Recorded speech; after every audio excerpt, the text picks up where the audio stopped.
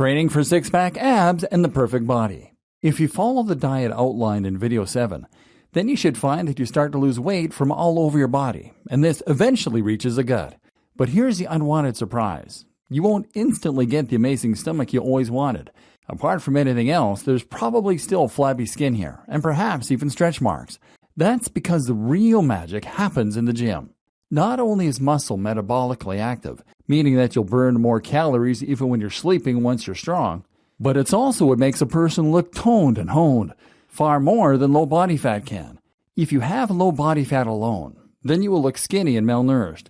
If you have low body fat and great muscles, then you'll look like a celebrity. The problem is that many people don't know how to go about training their bodies for the maximum aesthetic benefit. So let's see what you need to know. Abs. Let's start by focusing on the part that everyone is interested in, the abs.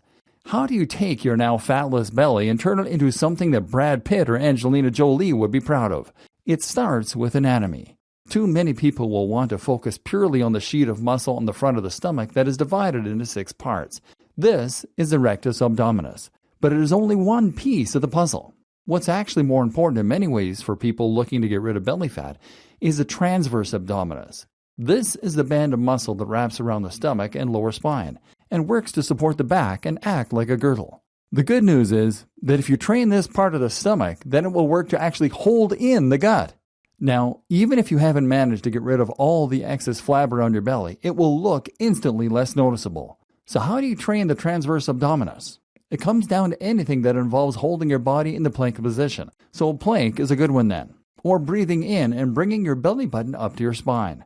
This is the idea behind stomach vacuums, or what is sometimes lovingly referred to as the cat puke exercise. Essentially, you need to go on all fours and then practice pulling your belly in towards your spine.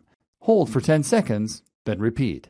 Another important part of your midsection are the obliques. These are muscles on either side of the abs which run and point downward toward the center. Getting a great set of obliques is a surefire way to add a lot more detail that results in a much more ripped final impression. To train the obliques, you simply need to perform sit-ups with some kind of twist at the end. That might mean literally twisting backward and forward, or it might mean using a punching bag. All this is not to say that the rectus abdominis isn't important too. It is. And this is what will give you the vaunted six-pack look after all. To train this layer of muscle, it's useful to first have a good idea of how it operates. Essentially, the role of this muscle is to prevent you from snapping backwards and to hold your body upright by tugging against the erector spinae. It's also used when you bend forward, of course. What all this might tell you is that the rectus abdominis is often trained without going through the full range of motion. This is why performing sit-ups over a Bosu ball can be a good way to stretch it out and to challenge the muscle fibers that often get missed. Another powerful tip if you want abs is to try and add resistance to your training. That might mean doing sit-ups while holding a weight plate, or it might mean using machines that provide more of a challenge while crunching in the gym. Either way, lifting heavier will help you to grow bigger and more defined, and this definition is what you need for your abs to stand out. Some people might contest that last point and say that strengthening the abs will do nothing for the appearance. The easy way to contest this statement is to try contracting your abs right now while looking in a mirror.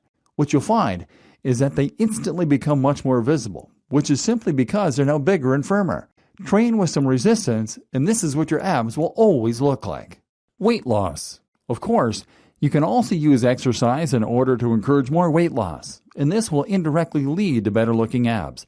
There are plenty of exercise programs that you can use in conjunction with the diet in this video course, but ultimately the right one will depend on your specific goals and your training style. One more rumor that you need to dismiss, though, is the idea that you need sub 10% body fat in order to see abs.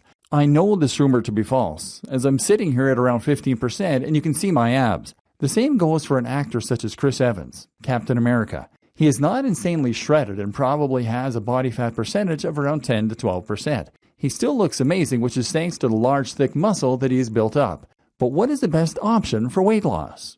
One popular choice is to walk. This is a form of exercise that won't trigger a fight or flight response, meaning you can do it often and without feeling more tired at the end of a long day. Running is great, but you can only run so many times a week, and it's not highly practical. You arrive everywhere sweaty. Walking, though, is something you can fit into your daily routine, and that you can do often in order to keep burning large amounts of fat. Another good option is HIIT. This is high-intensity interval training. and it essentially involves switching from training that uses slow, easygoing cardio to training that involves going nearly all out for short bursts. This is ideal for using up glycogen, which, as we've seen, can help to prevent sugar from ending up as fat or traveling through the blood. What's more is that this means you actually burn more fat for the rest of the day, as you don't have the glycogen stores to fall back on. And lastly, consider concurrent training. This simply means that you are combining cardio with resistance training, doing some kind of repetitive task quickly with added weights. A good example might be using a stationary bike on the highest resistance settings, or using the battle ropes.